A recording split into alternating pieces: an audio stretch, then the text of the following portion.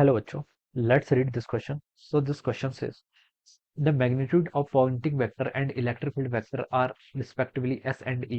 Then आपको यहाँ पर s e के बीच में क्या बताना है, रिलेशन फाइंड आउट करके बताना है. ऑलराइट, तो चलिए बच्चों इस क्वेश्चन को स्टार्ट करते हैं.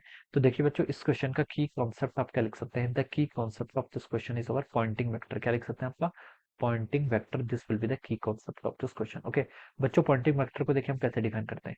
पॉइंटिंग वेक्टर देखिए आपका क्या होता है.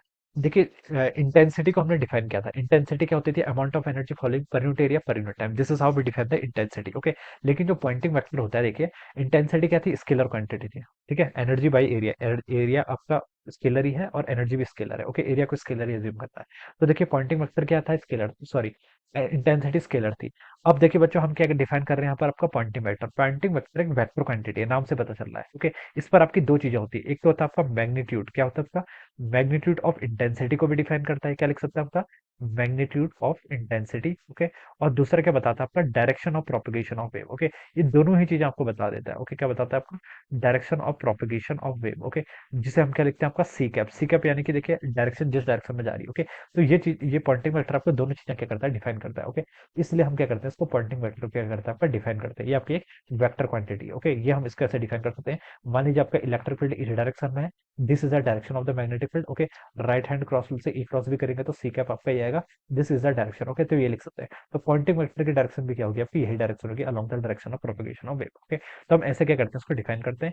एस को हम देखिए ऐसे भी लिखा जाता है, I times C cap equal. Okay, S vector है तो इसको डायरेक्शन देने के लिए हम एस आई सी कैप लिख लेते हैं. ओके, या फिर देखिए जो इसकी डेफिनेशन आपकी मोर जनरल डेफिनेशन है, इसकी मोर जनरल डेफिनेशन होती है आपकी ई वेक्टर क्रॉस आपका B vector divided by mu naught. Okay, आपको ये वाला फॉर्मूला याद रखना. ओके, एस वेक्टर किसके इक्वल होता है, E vector cross B vector divided by mu naught. Okay, ये हम यहाँ पर से उसको ऐसे लिखते हैं. ओके, अब आपको देखिए पॉइंटिंग वेक्टर और इलेक्ट्रिक फील्ड को बताना है, यानी कि मैग्नेटिक फील्ड को हमें यहाँ से क्या करना पड़ेगा, हटाना पड़ेगा. ओके, और मैग्नेटिक फील्ड को देखिए हम कैसे लिखते हैं. ओके, आपका देखिए बी वेक्टर क्या कैसे लिखा जाता है, B vector is written as E vector by C vector लिखा जाता है. ओके, और E vector sorry by C. C क्या होता है आपका, सी होती है आपकी speed of light in vacuum. Okay, और सी की वैल्यू कितनी होती है आपकी 1/रूट of mu naught epsilon naught. उसको मैं ऊपर ले आऊंगा मल्टीप्लाई करके, तो न्यू नॉट एप्सिलॉन यहाँ पर आपका ये आ जाएगा. ओके, तो बच्चों यहाँ से आप लिख लीजिए एस वेक्टर हो जाएगा आपका ई वेक्टर क्रॉस आपका बी वेक्टर. बी वेक्टर को क्या लिख लीजिए आपका ई क्रॉस ई. ओके, क्रॉस देखिए इसको हम ऐसे नहीं लिखते हैं, ये थोड़ा सा मीनिंगलेस हो जाएगा. ओके, ई क्रॉस ई, दो सेम वेक्टर को मल्टी क्रॉस करेंगे तो वह जीरो के इक्वल आता है. ओके, अगर वेक्टर सेम है.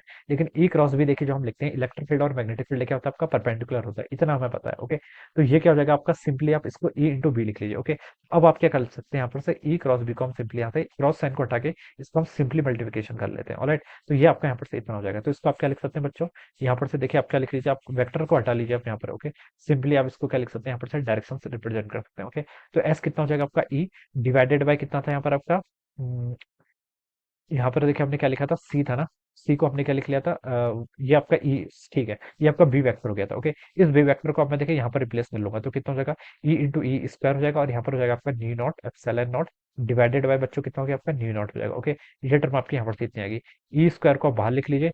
अंडर रूट देखिए, इस न्यू नॉट को आप अंडर रूट के अंदर लेके जाएंगे तो ऊपर वाला तो ऐसे रहेगा, ये अंडर रूट के अंदर आएगा तो स्क्वायर लेके आ जाएगा. ओके, इससे आपका ये टर्म कैंसिल हो जाएगी.